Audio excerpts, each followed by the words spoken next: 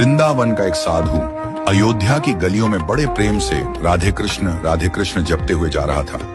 तभी अयोध्या का एक साधु वहां से गुजरा।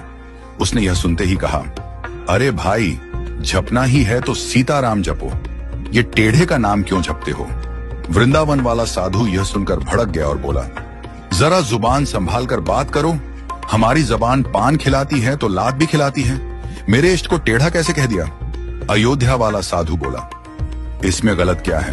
तुम्हारे कन्हैया का नाम ही टेढ़ा, कृष्ण उनका धाम टेढ़ा, वृंदावन।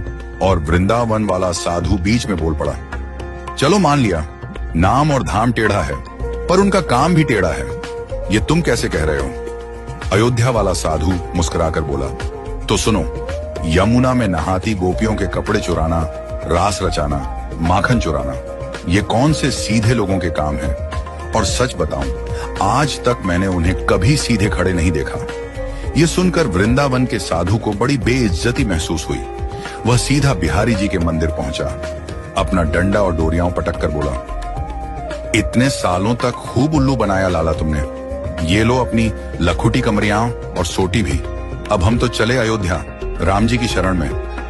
बिहारी जी मंद मंद मुस्कुराते हुए उसके पीछे पीछे आए, उसकी बांह पकड़कर बोले, अरे भाई, लगता है किसी ने तुझे गलत भड़का दिया है, पर अगर जाना है तो तेरी मर्जी, बस इतना तो बता दे कि राम जी सीधे और मैं टेढ़ा क्यों? इतना कहकर बिहारी जी कुएं की तरफ नहाने चल दिए।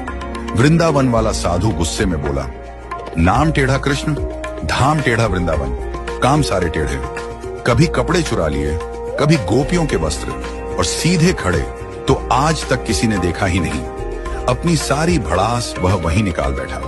बिहारी जी मुस्कुराते रहे और चुपके से अपनी बाल्टी कुएं में गिरा दी। फिर बोले, अच्छा तू जा, लेकिन जरा मदद तो कर, सरिया ला कर दे ताकि मैं अपनी बाल्टी निकाल लूं। साधु सरिया ले आया।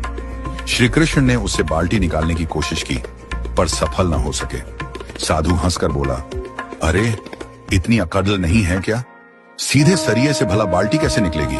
जरा सरिये को टेढ़ा कर फिर देख, एक बार में बाल्टी निकल आएगी। बिहारी जी मुस्कुराकर बोले, देखा, जब सीधेपन से एक छोटे से कुएं से एक छोटी सी बाल्टी नहीं निकल पा रही, तो सोच, इतने बड़े भवसागर से तुम्हें कैसे पार लगाऊंगा? आज का इंसान तो पापों के इस गहरे सागर में डूबा है, और उसे निकाल पाना मेरे जैसे टेढ़े के ही बस की बात है। यह सुनकर साधु की आंखें भर आईं, उसके भीतर का भ्रम टूट गया।